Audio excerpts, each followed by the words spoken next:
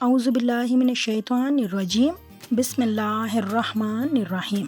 محترم والدین، اساتذہ کرام اور عزیز طلباء، السلام علیکم۔ آج ہم اکیڈمک اردو جماعت چہارم کی کتاب کے صفحہ نمبر 33 اور 34 پر سبق نمبر 9 کی مشق حل کریں گے۔ مشق کا پہلا سوال ہے، سبق کے مطابق درج ذیل سوالات کے جوابات لکھیں۔ نمبر 1، مینار پاکستان کس جگہ تعمیر کیا گیا ہے؟ اقبال پارک۔ نمبر 2 ہے، مینار پاکستان کی تعمیر کتنی مدت میں مکمل ہوئی؟ جواب ہے 8 سال میں۔ سوال نمبر 3 ہے، سنگ مرمر کی تختیوں پر لکھی ہوئی تحریریں کس زبان میں ہیں؟ جواب ہے، سنگ مرمر کی تختیوں پر لکھی ہوئی تحریریں اردو، بنگالی اور انگریزی زبان میں ہیں۔ سوال نمبر 4 ہے، قرارداد پاکستان کی یاد کب، کیوں اور کیسے منائی جاتی ہے؟ اس کا جواب ہے، ہر سال 23 مارچ کو یوم پاکستان کے طور پر منائی جاتی ہے۔ مشق کا دوسرا سوال ہے، سبق کے مطابق درست جواب پر ٹک کا نشان لگائیں۔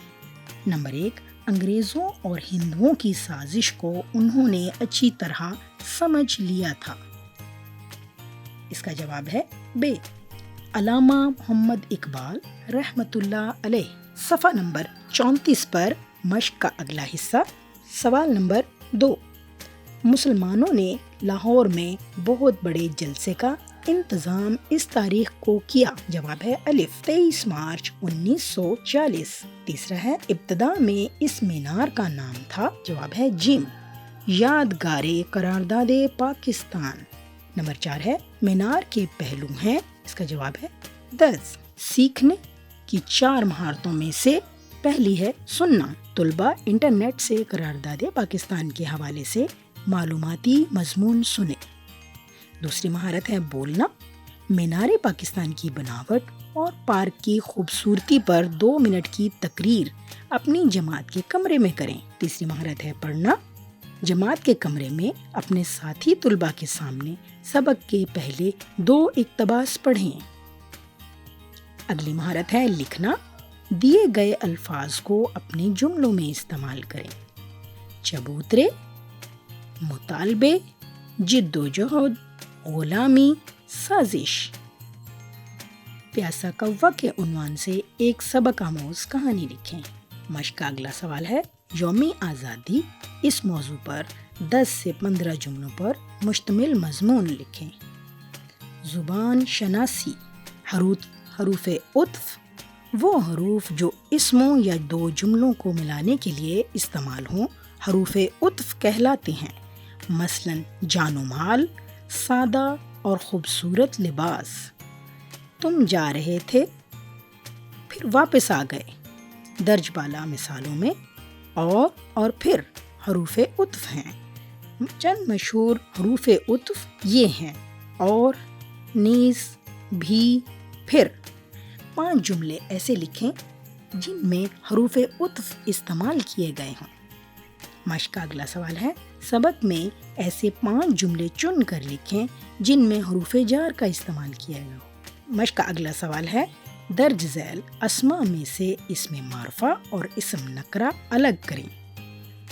علامہ محمد اقبال اسم معرفہ، درہ خیبر اسم معرفہ، پارک اسم نکرہ، مینار اسم نکرہ، سبزہ اسم نکرہ، قلعہ اسم نکرہ، بادشاہی مسجد اسم معرفہ، درہ اسم نکرہ۔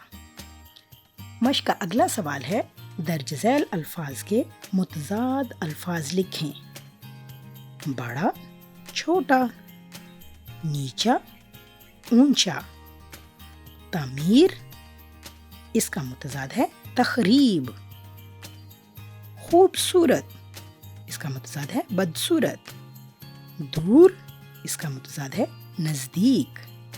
عملی سرگرمیاں برائے طلباء، نیٹ سے ملی نغمہ، ملت کا پاسماں ہے، محمد علی جناح، تلاش کر کے سنیں اور اپنے ساتھی طلباء کو سنائیں۔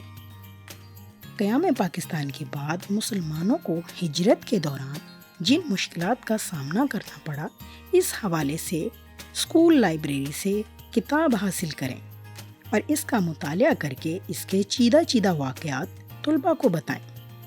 ہدایات برائے اساتذہ کرام، استاد محترم سے گزارش ہے کہ مشکل الفاظ کا مفہوم طلباء کو سمجھائیں، طلباء کو مینار پاکستان کا معلوماتی دورہ کروائیں، جماعت کے کمرے میں بزم ادب کے پروگرام یا اسمبلی میں طلباء کو تقریر کرنے کا موقع دیں، تقریر لکھنے اور پیش کرنے میں طلباء کی رہنمائی کریں، طلباء کو درج ذیل لنک سے ملی نغمہ تلاش کرنے میں مدد کریں۔ پیارے بچوں، یقیناً آپ نے اس سبق کی مشق کو سن کر بہت کچھ سیکھا ہوگا۔ اگلے سبق تک کے لیے اللہ حافظ۔